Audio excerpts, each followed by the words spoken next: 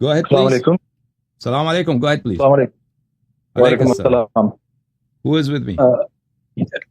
Yes, my name is Waqas Ali and I'm from Lahore. All right, brother Waqas. What's happening? I had a few questions that I wanted to ask from you.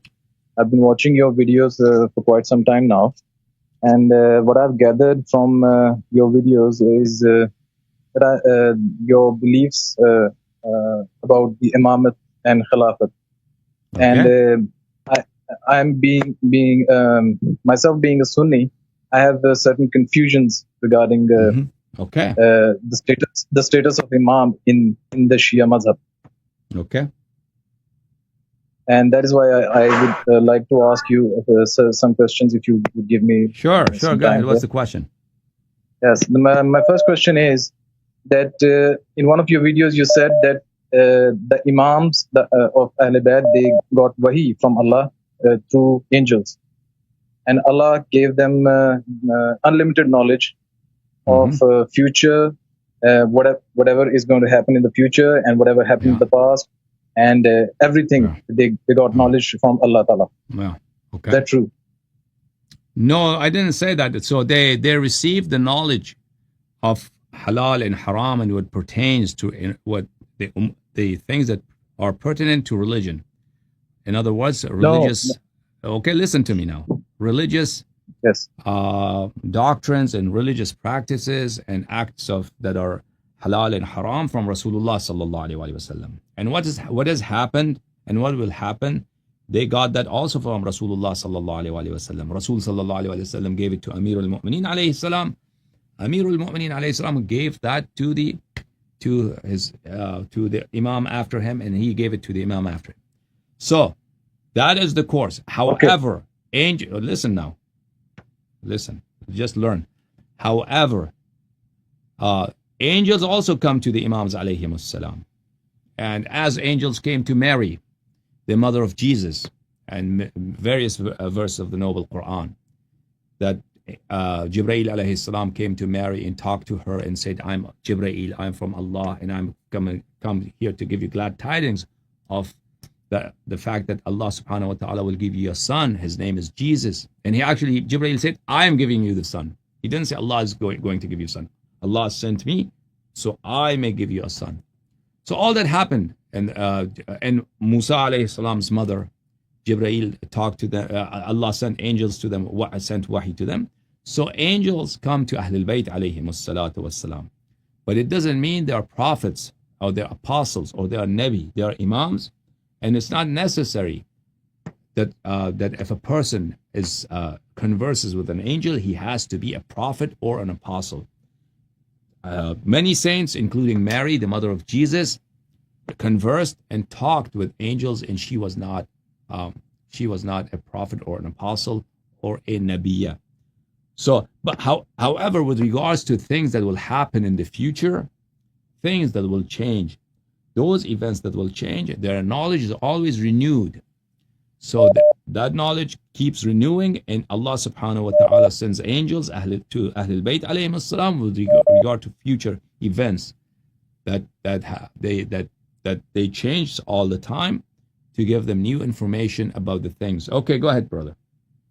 Okay, so they do get some knowledge of the future through the angels, which is certain events that are going to change. Yeah, just as Mary got knowledge of future events from angel Jibreel, and she is not a Nabi, and that's in Surah Maryam and Quran.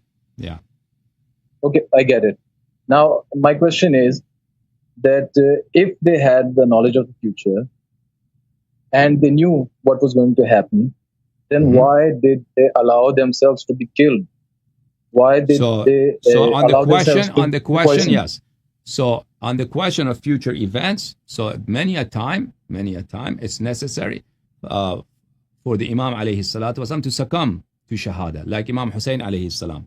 He knows if he goes to the battlefield, he will be martyred. Like a lot of people in the history of Islam, they knew if they would go to the battlefield, they will be killed.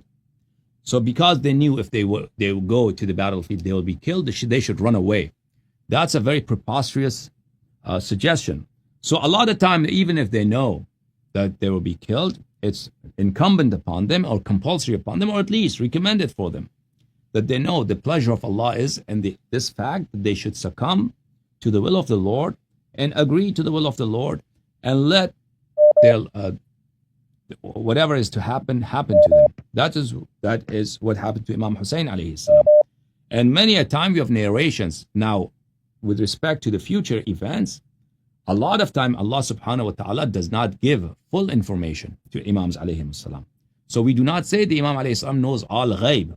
That's not the Shia belief, that an Imam alayhi salam knows everything that's going to happen. It's possible that for various reasons Allah subhanahu wa ta'ala, just as you read in the surah of Yusuf alayhi salam in the Noble Quran, when the brothers of Yusuf beat Yusuf up and then they threw him down the well, and then they got Yusuf's shirt and put some blood of a sheep to it and brought it to Yaqub alayhi salam. Yaqub alayhi salatu wasalam, Yusuf was in Canaan. Yusuf was next door. Yusuf was in his own locality, in his own region, in a well. Yaqub alayhi salam doesn't know. Yaqub doesn't know. Jacob doesn't know that Joseph is here. He's not gone anywhere far. That's on one occasion. On the other occasion, you see after Yusuf alayhi salam, he has become the overlord of Egypt. He has become the sovereign of Egypt. He sends his shirt. He gives the shirt to his brothers and says, take my shirt to my father Yaqub. As soon as the shirt leaves Egypt, his father says, Jacob says, Inni ashummu ra'ihata Yusuf. Yaqub alayhi salam says that I'm smelling the scent of Yusuf. I'm smelling the good scent, the good perfume of Yusuf, that Yusuf is coming. So, per Quranic, this you can verify in the Surah Yusuf in the Noble Quran. Per Quranic, hold on.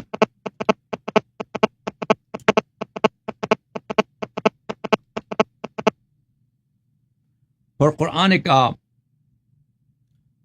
verses, it's possible that a person knows partial ghaib. So we do not claim. Our Imams alayhi salatu wasalam have clearly enunciated that Allah subhanahu wa ta'ala has given them a portion of the knowledge of the future, not or and unseen, not everything. There are many ahadith that Ism al-A'zam has 72 letters, and Allah has exclusively kept one letter of that for himself.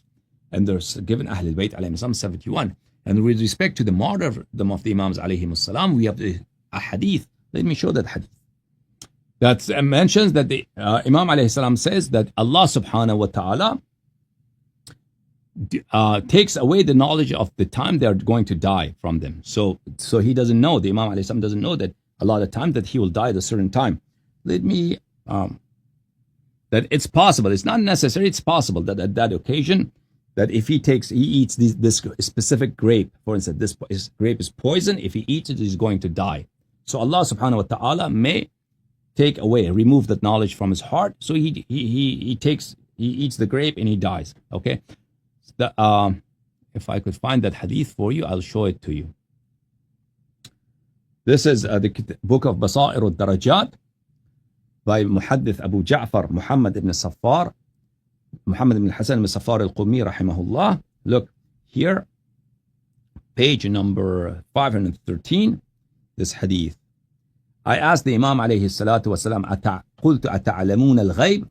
قال أبو جعفر عليه السلام يبسط لنا العلم فنعلم ويقبض عنا العلم فلا نعلم.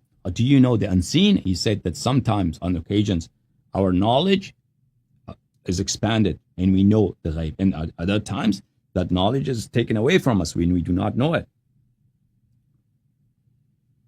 With regard to their deaths, let me find that hadith for you. So look here.